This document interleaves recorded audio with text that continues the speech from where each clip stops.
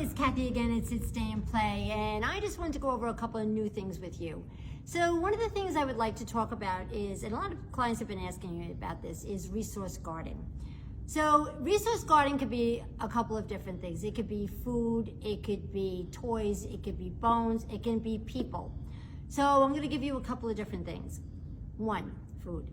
If your dog resource guards food, put them in a crate, put the food in there, let them eat on their own. If you have a few dogs, separate them. Put them all in separate places, different rooms, different crates, let them eat on their own. Because if you don't, it's gonna end up in a fight. If it's for toys, take the toys away. If they hold on to their toys and they're gonna lock on, and if they're gonna growl at you and they're gonna try to bite you, put all the toys away. Same with the bones. I've actually heard of people saying that if they're sitting on a couch and their spouse comes up, the dog will growl at the spouse.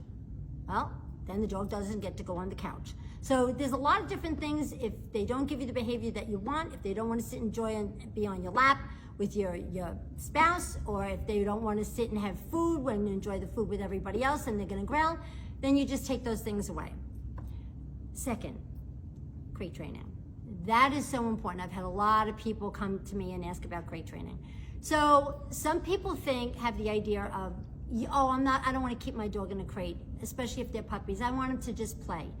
Well, if you do that, be guaranteed that your dog is going to get into some sort of trouble. So we basically have a saying around here at Sit, Stay, and Play. Would you let your 2-year-old child just stay in the house all by themselves and not think they're going to get hurt or in trouble? So in a crate, it's their safe zone. It is their den. It prevents them from chewing things and you coming home and not knowing what they chewed and they got sick and what they're eating. It could also mean they're chewing different things in the house. They're chewing the couch. They're chewing, they're stealing food. You have no idea what they're doing. So the best thing is for a dog to be in a crate when you're not home, when they're puppies and when they're younger, or if they happen to be chewers. It prevents them from really getting into any sort of trouble. And also, a vet bill. That's a guarantee. The third thing I want to talk about is really important also, dog parks. So a lot of people come here and they think, oh, well, I'm going to take my dog to the dog park. It's going to be fun for the dog. No.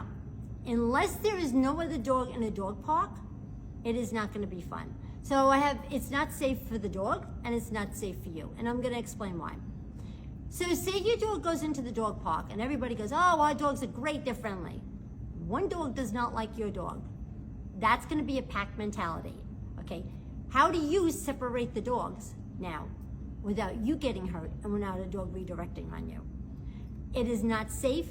If there's just no way of putting a dog into a dog park without not knowing what could possibly happen. So even if all the dogs there, even if your dog is good with all the other dogs, okay, after a while, a new dog comes in, you don't know what's gonna happen. So the only dog park that is good is one that has no other dog in the dog park. You can let them play. Also, you never know what's left in the dog park. You don't know if there are viruses. It's not where it is, a lot of the places in certain areas, they don't have it where your dog has to be certain records, so you don't know if the dogs have all their vaccines. So the best place is to take your dog for walks, have a journey with your dog.